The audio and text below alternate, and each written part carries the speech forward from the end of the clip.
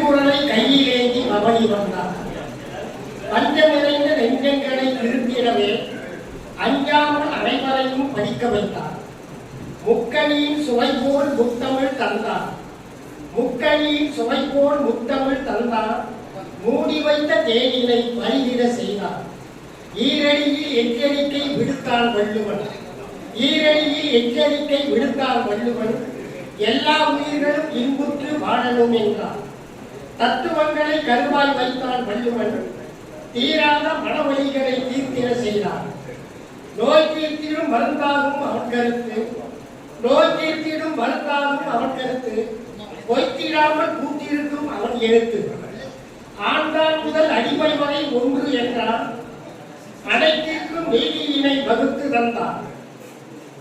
ஐம்பூதத்தையும் ஆட்டுவிக்கும் அவன் சீற்றம். ஐம்பூதத்தையும் ஆட்டுவிக்கும் அவன் சீற்றம். ஆட்சி செய்யும் செங்கோல்தான் திருக்குறளே. மென்மையான மனதிற்கு மென்மையாகும். வன்மையான உள்ளத்திற்கு ஈட்டியாகும். உண்மையாக நடந்து கொண்டால் உதவியாகும். உலகினை சமை செய்தி செய்யும் சட்டத்தின் நூலாகும் திருக்குறள். வாழ்க. திருக்குறளின் பெருமை அற்புதமாக கவிதை சகோதரர் கதிர் முருகாஸ் அவர்களுக்கு நன்றி. அடுத்ததாக கைவாட ஒருவர் கவிமாமணி சுப சந்திரசேகரன் அவர்கள். மிக அற்புதமான கவிதை. சென்னையில் எல்லா அரங்குகளிலும் இதை பார்க்கணும். நிறைய பரிசுகளும் பாராட்டுகளையும் பெற்ற ஒரு எளிய மனிதன் சுபா சந்திரசேகரன் கவி கவிதை வழங்குகிறார்.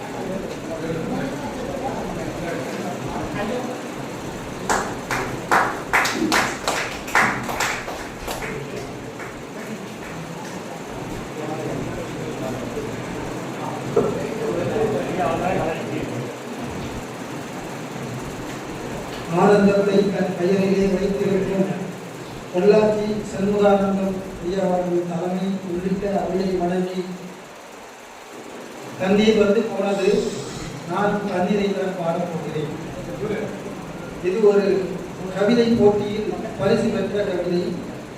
தண்ணீரை நாம் அதிகமாக பயன்படுத்தக்கூடிய காலம், ஆனாலும் தண்ணீரையும் மிச்சப்படுத்த வேண்டும் என்பதற்காக ஒரு விழிப்புணர்வுக்காக இந்த கவிதை மனித வாழ்வின் முதல் தாய்ப்பால் தண்ணீர் தானுங்க. மனித வாழ்வின் முதல் தாய்ப்பால் தண்ணீர் தானுங்க. மனிதன் இதை உணராவிட்டால் கண்ணீர் தானுங்க. கனியும் காயும் விளைந்திட தண்ணீர் வேணுங்க. கால்வாய் 6 ஓடைகளை மீட்டெடுப்பேன். கால்வாய் 6 ஓடைகளை மீட்டெடுப்போங்க. புனிதமாக தண்ணீரை சேமிக்க பாருங்க. புனிதமாக தண்ணீரை சேமிக்க பாருங்க. பூமியின் நீரை உண்டா இருந்தால் வாழ்வே 100ங்க. தனி மனிதனுக்காக தண்ணீரை படைக்கவில்லைங்க. தண்ணீர் சிக்கனம் கடைபிடித்தால் அறம் செழிக்குங்க. அருவி பெண்ணின் அழகு தாவணி தண்ணீர் தானுங்க. ஒரு கற்பனை. அருவி பெண்ணின் அழகு தாவணி தண்ணீர் தானுங்க. ஆற்று தாய்க்கு தண்ணீர் தான் மான சேரைங்க. குருவி கிளிகளின் கொஞ்சிமிடம் நீரோடைங்க. கூட்டமாய் பறவைகள் வந்ததில் ஆட்டம் போடுங்க. குருதி போல சொட்டு நீரையும் கருத வேண்டுங்க. கூவம் நீரையும் குடிநீராக மாற்ற வேண்டுங்க. வருங்காலத்தில் தண்ணீரை தேடக்கூடாதுங்க. வாழ்வின் ஆதாரம் தண்ணீரை மிச்சப்படுத்துங்க. அளவுக்கு மீறி போனால் எதுவும் குறைதானுங்க. அளவாய் நீரை பயன்படுத்தி நிறை காணுங்க. குளத்தை குப்பைமேடாக்கி தீமை செய்யாதீங்க. குற்றம் பேசி குழாய் சண்டையில் மண்டை உடைக்காதீங்க. வளத்தையெல்லாம் வாரி கொடுப்பது தண்ணீர் தானுங்க. வாய்தாகம் தீர்க்கும் தண்ணீருக்கு வாழ்வு கொடுங்க. இளநீர் போல மனித வாழ்க்கை இருக்க வேண்டுங்க. இப்பூமிக்கு செய்யும் அறத்தொண்டாய் தண்ணீரை சேமிங்க. இது ஒரு 4-5 ஆண்டுகளுக்கு முன்னால் ஒரு கவிதை போட்டியில் பரிசு பெற்றது என்பதை தெரிவித்து உங்களிடமிருந்து விடைபெறுகிறேன். தண்ணீர் நம் வாழ்வில் மிக முக்கியமான ஒன்று என்பதை நினைவூட்டவே இந்த கவிதை. நன்றி. தண்ணீர் சேமிப்பின் அவசியத்தை பற்றி இந்திய அற்புதமான கவிதை விட்டார். தொடக்கமே மிகவும் அற்புதமாக இருந்தது. மனித வாழ்வின் முதல் தாய்ப்பால் தண்ணீர். அற்புதமான விளக்கம். இது போல யார் சொல்லவில்லை, இதுதான் முதல்ல சொல்லியிருக்காரு. அது போல அற்புதமான கவிதை சந்திரசேகர். நன்றி. அடுத்ததாக கல்வியை வழங்க வருவர் கலவி ஜெகதீசன் ஓவியர் அவர்கள்.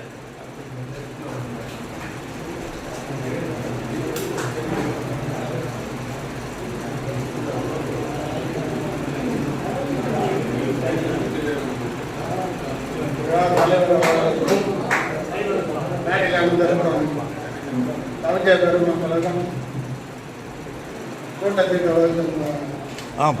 பெருமக்களுக்கும் இளைஞர்களுக்கும் இளைஞர்களுக்கும் முதற்கண வணக்கத்தை தெரிவித்துக் கொள்கிறேன். சமூக பார்வையில் ஒரு சிறு கவிதை உங்கள் முன் சமர்ப்பிக்கின்றேன். அதில் குற்றம் குறை இருந்தால் என்னை மன்னிக்க முடியும். நான் ஓவியர் இருந்தாலும் ஒரு கவிதை மேல் தமிழ் கற்றுக்கொண்டதால் ஒரு சமூக பார்வையில் ஒரு 10 வரிகள் எழுதி கொடுக்க வேண்டும் ஒரு ஆர்வத்திற்காக இந்த கவிதையை சமர்ப்பிக்கின்றேன்.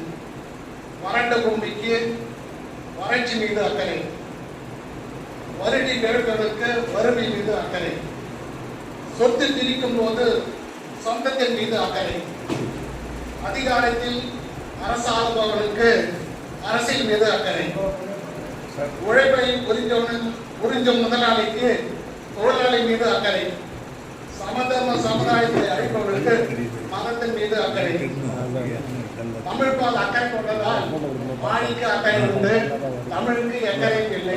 கூறி விடுகிறேன். யார் யாருக்கு எதெல்லாம் அக்கறை என்பதை தன்னுடைய சிறிய கவிதையிலே அற்புதமாக வழங்கிய ஓவியர் கலவி ஜெகதீசன் அவருக்கு நன்றி. அடுத்ததாக கவிதை வழங்க வருவர் ஒரு நீங்கள் தவறாமல் நெடுந்தொலைவிலே வரக்கூடிய கல்லை செய்யலாம்.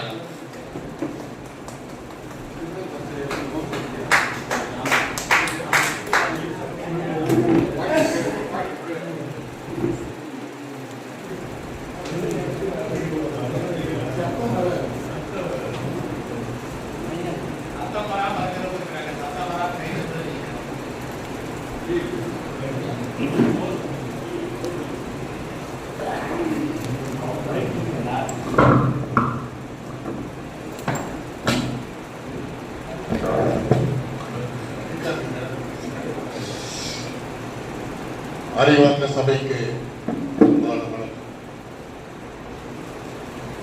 அன்னை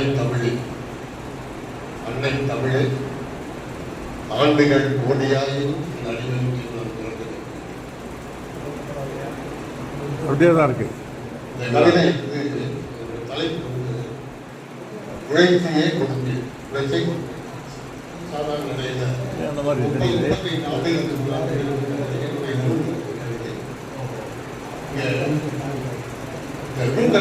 கந்தசாமி இந்த கோயில்ல ஒரு நடந்த நிகழ்ச்சியில சீர்காழி சிவசேகரன் பாடம் போட்டு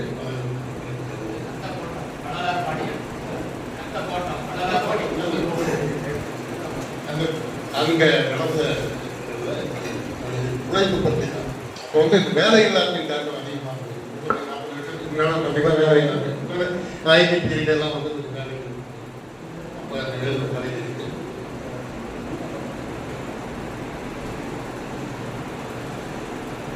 ஓலை குடிசையிலே புருஷன் அந்தாண்டி மேலே போகுதுன்னு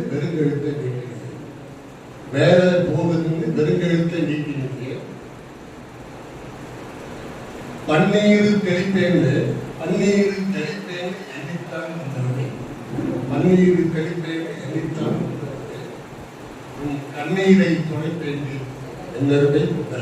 உன் கண்ணீரை துடைப்பேண்டி என்னருமை உண்டாக்கி பூமேனி கொண்டவர்கள்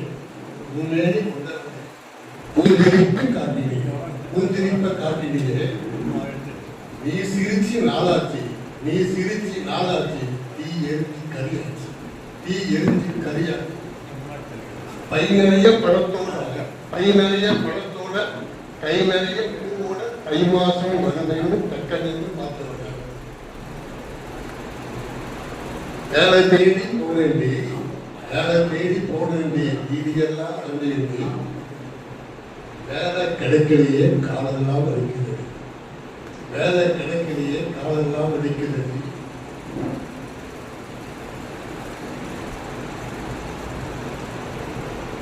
1ஆம் தேதி சம்பளமும் 1ஆம் கொடுப்பேன்னு அண்ணாந்து பாத்தியடி, மனம் முன்னாடி போனியடி, மனம் முன்னாடி போனியடி. பாலாரும் தேனாரும் பாயிருந்தா, இங்க பாலாரும் தேனாரும் பாயிருந்தா மூளை கோளாறுங்கிறது கூட்டித்தான் சொல்லிடு. காதோரம் கோலாக்கு, காதோரம் கோலாக்கு, கை நிறைய வளையல்தான் தோதாத போட்டியிலே சோதனை கொண்டாடி, தோதாத போட்டியிலே சோதனை கொண்டாடி. அத்தையவர் பெற்றவர், அத்தையவர் பெற்றவர் சொத்தை என்ற சொத்த தந்தம், சொத்தை என்ற சொத்த தந்தம். கட்டை படம் நான் கொடுத்தேன் காலம் வரும் வேலை, கட்டை படம் நான் கொடுத்தேன் காலம் வரும் வேலைக்கு வயிறார தண்ணி வரும், வயிறார தண்ணி வரும், வயிறார கஞ்சி வரும். உயிரே போனாலும் உடல்சியே கொடுப்பேன். நன்றி வணக்கம்.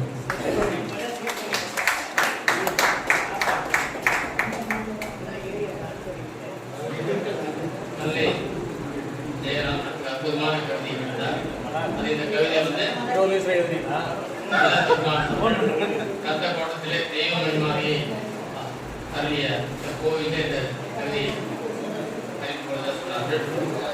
உழைக்கும் சரக்கு பற்றிய அற்புதமான கவிதை. அது ஒரு வரி, நீ சிரிச்சு நாளாச்சு. கனவை மனைவியை பார்த்து சொன்ன போது என்ன சொல்லும், நீ சிரிச்சு நாளாச்சு. அந்த ஒரு வரியிலேயே அந்த பதுமையை கஷ்டத்தை எல்லாம் சொல்லிட்டாரு. மிக அற்புதமான ஒரு காதல் கவிதை மாதிரி முதல்ல தெரிஞ்சது, அப்புறம் வரதான் எப்படிப்பட்ட ஒரு துன்ப கவிதை, துன்பவியல் கவிதை தெரிஞ்சு மிக அற்புதமான கவிதை வழங்கிய கலை ஜெயராம் அவர்கள் நன்றி. அடுத்ததாக கவிதை வழங்க வருவதால் கவி பாரதி அவர்கள்.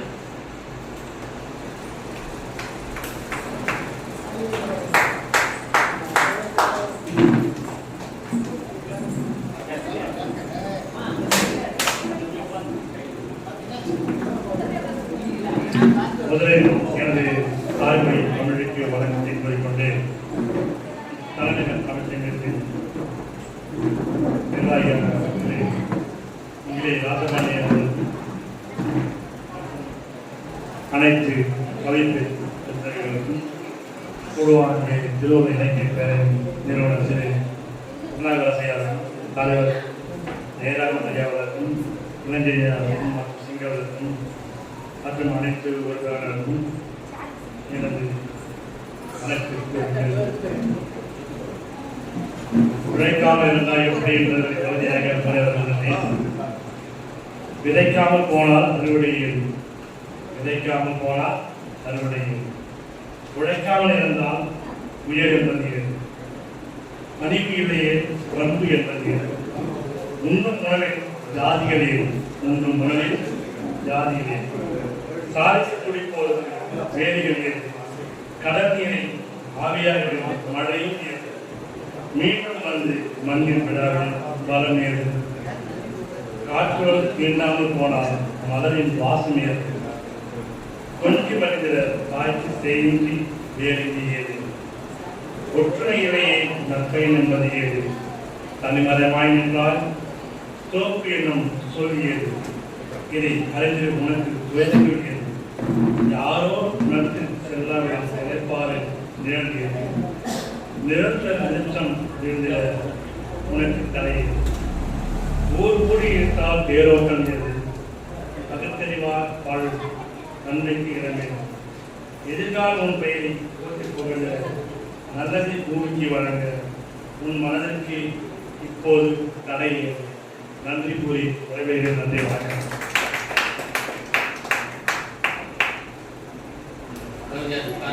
அற்புதமான கவிதை பிறந்தார்கள்.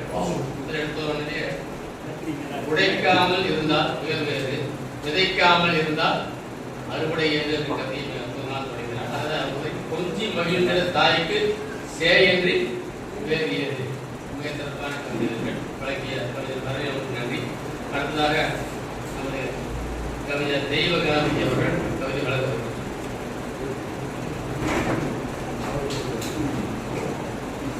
மீண்டும் ஒருமுறை சபையினரை வணங்கி,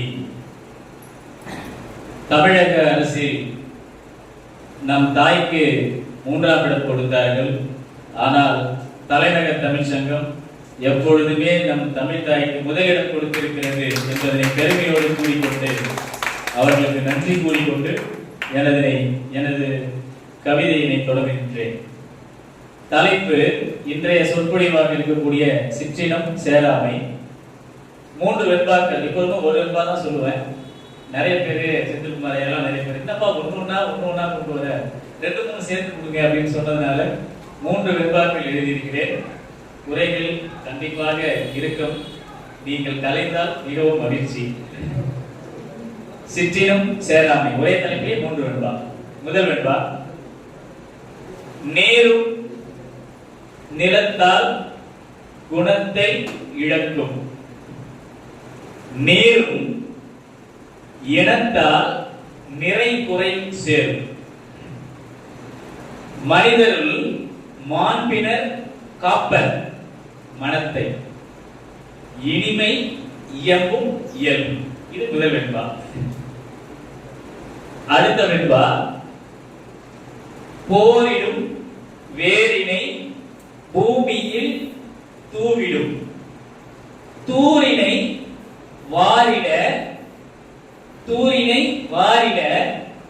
அன்பெனும் காரினை பாரினில் ஏற்றிட்டார், சிற்றினம் ஓட்டிட்டே தேரில் சென்றிடும் நாடு. இது 2வது வெண்பா. 3வது வெண்பா, நாடும் நமதே நடப்பதும் நன்றே, காடும் கலங்கிடும் சேர்மமே, ஓடுதே சேர்மமே ஓடுதே, வீடும் நலம் பெற நாடுவோ நல்லினம், வீடும் நலம் பெற நாடுவோ நல்லினம், பீடழிக்கும் சிற்றினம் மீட்பு. இது 3வது வெண்பா. மீண்டும் ஒரு முறை வாசிக்கிறேன் உங்களுக்காக.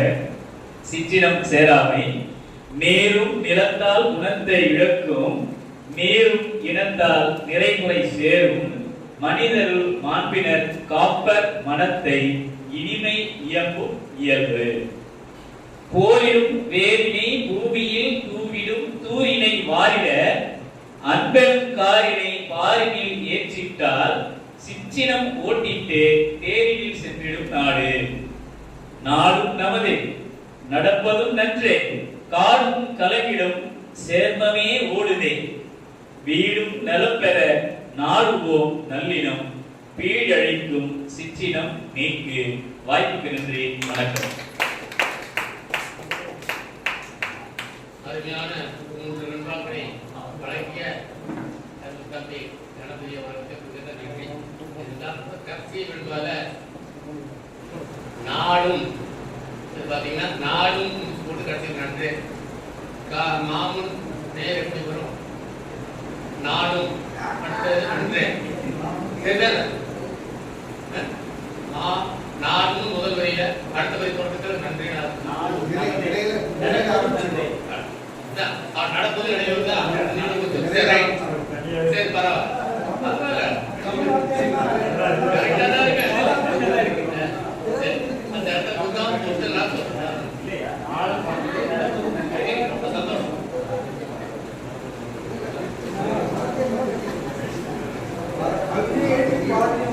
வெண்பா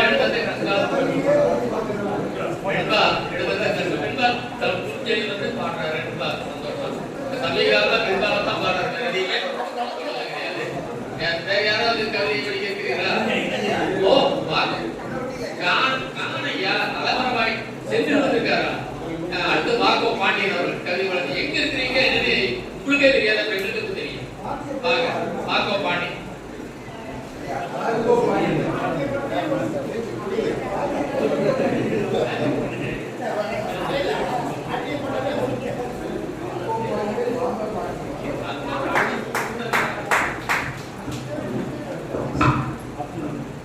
அனைவருக்கும் வணக்கம். தமிழுக்கு வணக்கம், என் தாய்க்கு வணக்கம். அவையிலே மேடையிலே வீட்டிருக்கின்ற அத்துணை சான்றோர் அவர்களுக்கும், நமது கவியரங்க தலைமை அவர்களுக்கும், எதிரே அமர்ந்திருக்கின்ற அத்துணை ஆண்டோர் அனைவருக்கும் எனது வணக்கம். ஒரு வெண்பா குறைகள் தான் சொல்லுங்க, அப்பதான் நான் திருத்திக்க முடியும். இதுக்கு காரணமே நமது அவை தலைவர், அது பேர் சொல்றது விருப்பம் இல்லை, ஆனால் நம்ம அவை தலைவர் தான் அது காரணமே. வெண்பா அதுக்கு காரணமே நமது முகிலியார் சிறப்பு வெண்பா. சிறப்பு என்ற தலைப்புல வெண்பா. பள்ளி செல்லும் பிள்ளைகள் பாங்காய் படிப்பதாலே கேள்வி ஞானம் கற்றறிவும் கேள்வி ஞானம் கற்றறிவும் கொள்வதெல்லாம் பள்ளியிலே வெள்ளுகின்ற பேரறிவின் வன்மையின் செய்கையால் செல்லுமிடமெல்லாம் சிறப்பு. பேர் கொடுக்கும் பெற்ற கல்வி பேராற்றல் ஈர்த்திடுமே, பேரிடரை பூமிகளில் போக்குவதற்கு ஏற்ற வழி பாரோர்க்கு முற்றிலுமாய் பார்த்தறிய தோன்றுபடி சீர்தூக்கும் செய்கை சிறப்பு. சீர்பண்பை சீர்தூக்கிய செவ்வுலகில் மக்கள் எல்லாம் ஓர் பண்பாய் வாழ்வில் அவர் கொள்வதாலே சீர்மையது நேர்த்தியிலே நாளும் அவர் நேர்த்தியான நோக்கமதால் சீருலகில் என்றும் சிறப்பு. கொற்றவனும் ஆட்சியிலே கோலோச்சி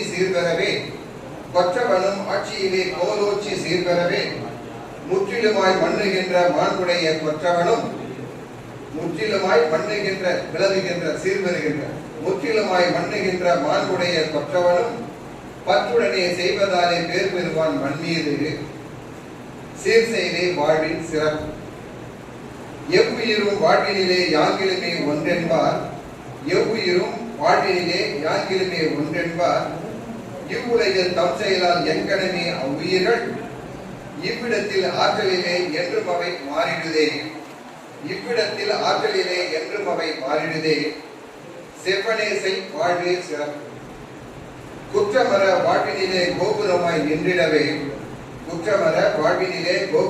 நின்றிடவே நற்குணத்தின் நாயகனாய் நாளும் குற்றமிலா நற்செயலை நாம் செய்ய நாட்டினிலே நீள்புகழும் சேர்ந்து தரும் தாரா சிறப்பு. வாய்ப்பு நன்றி, வணக்கம்.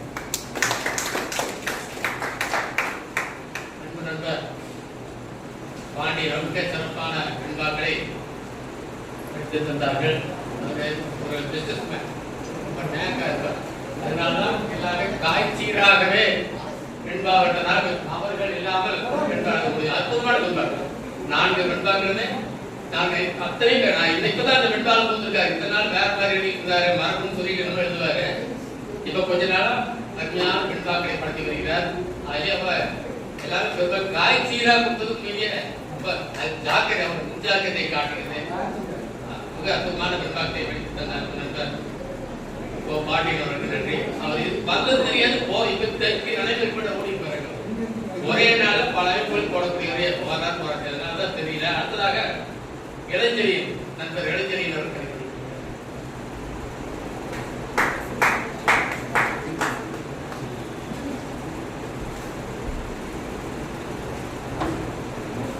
அவையில் வீட்டிற்கும் ஆண்டோர் சான்றோர் அனைவருக்கும் ஞாயிறு தின வணக்கம். இன்று திரு தேவகணபதி அவர்கள் நடப்பதும் நன்றே என்று முடித்தார். அதன் தொடர்ச்சியாக நடக்கிறத பற்றி நான் சொல்றேன். உங்கள் உடலில் என்ன நடக்கிறது? 1 நிமிடம் நடந்தால் ரத்த ஓட்டம் அதிகரிக்கிறது, உடல் சூடாக தொடங்குகிறது.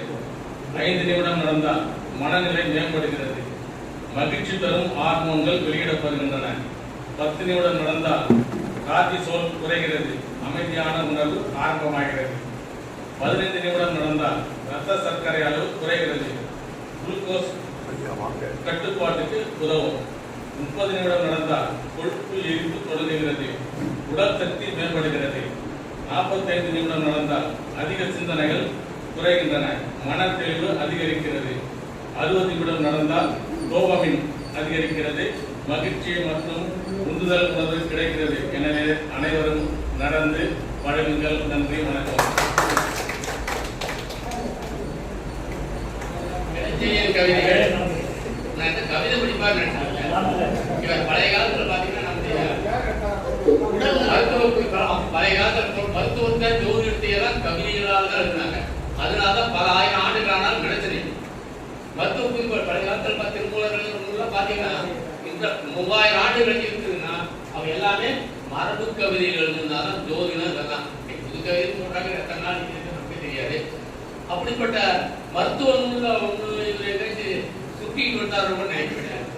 ஏன்னா வாக்கியம் போறல, ஏன்னா பல பேருக்கு தமிழ்ல வாக்கியம் சொன்னதான் தெரியும்.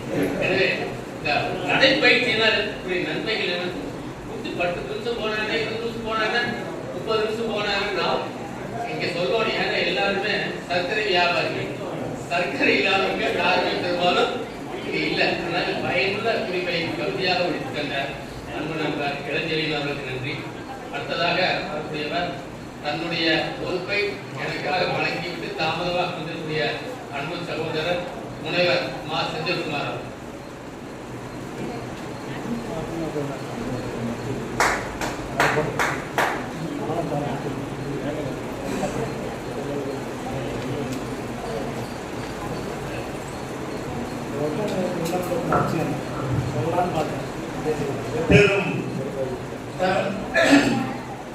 பெரும் தகவல் தெரிவிய சான்றோர் பெருமக்கள் அடங்கிய இந்த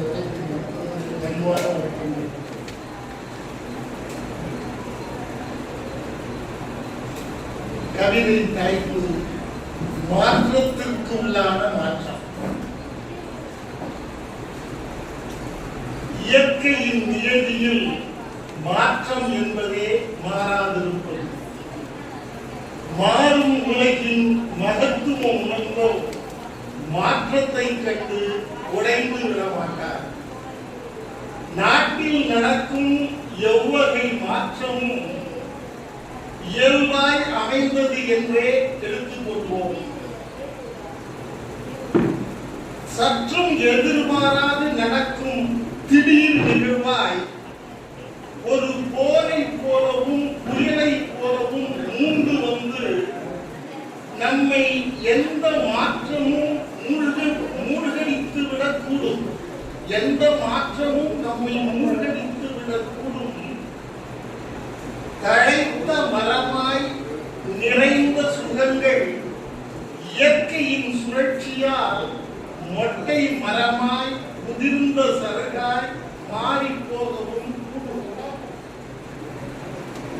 இப்போது எனக்கு ஏதோதோ தோன்றுகிறது, எதையோ திருக்குகிறேன். எதுவும் என் வசத்தில் இல்லை.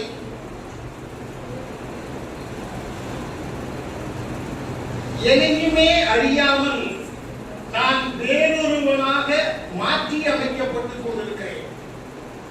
எதையும் அறியாமலேயே நான் வேறொருவனாக மாற்றி அமைக்கப்பட்டுக் கொண்டிருக்கிறேன். என் சுயத்தை முற்றாக இழந்து விடுவேனோ என்ற அச்சத்தில் அலைவேல் துரும்பாய் அல்லாதுகிறது இந்த பித்த மனம். அதிரும் அலைகளை அதட்டி அடக்கி வைத்திட தேவகுமாரனும் நான் இல்லை. காலக்கயிற்றின் கையில் சிக்கிய பம்பரமாய் சுழன்று கொண்டிருக்கிறேன். அவர் வயதில் நான் உணர்ந்த வழிகளை என் பிள்ளைகள் இன்று உணரவில்லை. என் பிள்ளைகள் அந்த வழியை உணரவில்லை. நான் நடந்த பாதைகளும் நான் கண்ட காட்சிகளும் என் பிள்ளைகளோ கண்டதில்லை. தாய்ப்பாலின் மகத்துவமும் தாய்மொழியின் மேன்மையையும் அவர் உணர்வுகளில் கலக்கவில்லை.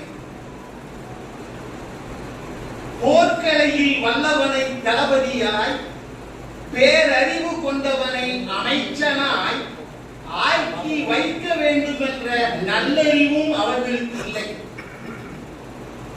நாலுபுறம் சூழ்ந்து வரும் கருமேகம் அறிந்திடாமல் கண்மூடி கனவுலகில் வாழுகின்றான் இறைய மக்கள். என்ன செய்ய?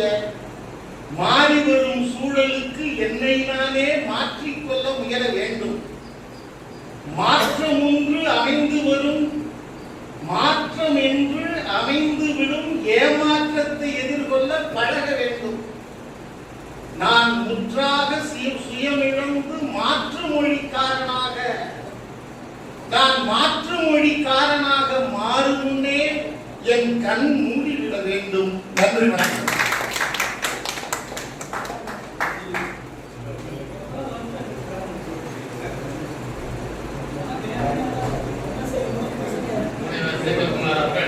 வழக்கம் போல நிகழ்கால செய்தியை பற்றிய தொடக்கத்தில் மாற்றம் என்பது மாறாதது. என்னை அறியாமல் நானே வேறொருவனாக மாறிக்கொண்டிருக்கிறேனோ என்றெல்லாம் சொன்னார். என் சுயத்தை இழந்து விடுவது என்று அஞ்சுகிறேன் சொல்லி கதை ரொம்ப லேசா போகுது. அதோட குற்றாட்ட வேகத்தை காணுமேன்னு நினைக்கிற போது தான் அவர் தற்கால அரசியலை பற்றி சூடு போடுகிறார். வழக்கமாக தான் செய்வாரு. காணுமே பார்த்து அற்புதமாக கடைசியில் சொன்னாரு, நானே மாற்று மொழிக்காரனாக மாறி விடுவேனோ, என் சுயத்தை எழுந்து விடுவேனோ என்று அச்சத்தை வெளிப்படுத்தினார். மிக அற்புதமான கவிதையை வெளிப்படுத்த அவர்களுக்கு சென்றிருப்பார். அவர்களுக்கு நன்றி. வேறு யாராவது கவிதை வெளியிட்டிருக்கிறீர்களா? இல்லைதா? நான் என்னுடைய கவிதை நான் கவிதை